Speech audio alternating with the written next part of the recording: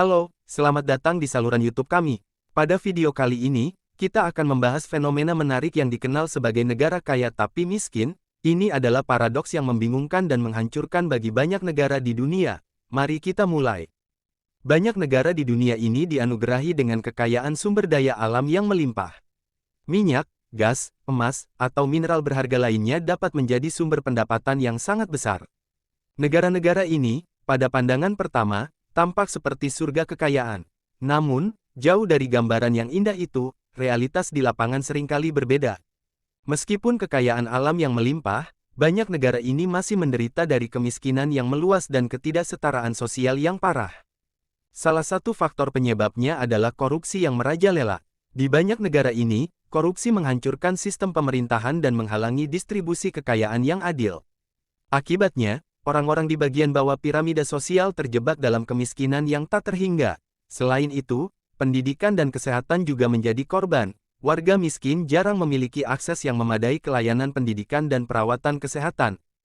Berikut adalah beberapa contoh negara yang bisa dikategorikan demikian. Nigeria adalah produsen minyak terbesar di Afrika dan memiliki potensi ekonomi yang besar. Namun, sebagian besar penduduknya masih hidup dalam kemiskinan ekstrim dan negara ini menghadapi tantangan korupsi yang serius. Venezuela memiliki cadangan minyak terbesar di dunia, tetapi krisis ekonomi yang serius telah membuat banyak warga negara ini hidup dalam kemiskinan dan kesulitan mendapatkan kebutuhan dasar seperti makanan dan obat-obatan. Angola juga kaya akan sumber daya alam, terutama minyak. Meskipun demikian, negara ini masih menghadapi masalah kemiskinan yang meluas, kesenjangan ekonomi yang besar, dan kurangnya akses ke layanan dasar seperti pendidikan dan perawatan kesehatan. Republik Kongo, dengan kekayaan alamnya, termasuk tambang mineral yang melimpah, Republik Kongo seharusnya memiliki potensi ekonomi yang besar. Namun, konflik bersenjata, korupsi, dan ketidakstabilan politik telah menghambat pertumbuhan ekonomi dan kemakmuran masyarakatnya.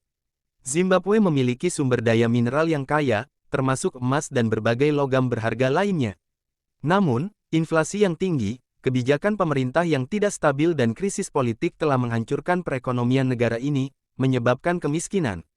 Itulah beberapa yang kaya akan sumber daya alam namun hidupnya miskin. Penting untuk dicatat bahwa klasifikasi negara kaya tapi miskin dapat menjadi subjektif dan tergantung pada berbagai faktor.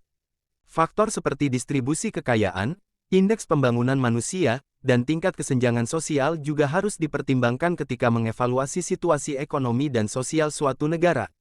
Terima kasih telah menonton video ini tentang paradoks negara kaya tapi miskin.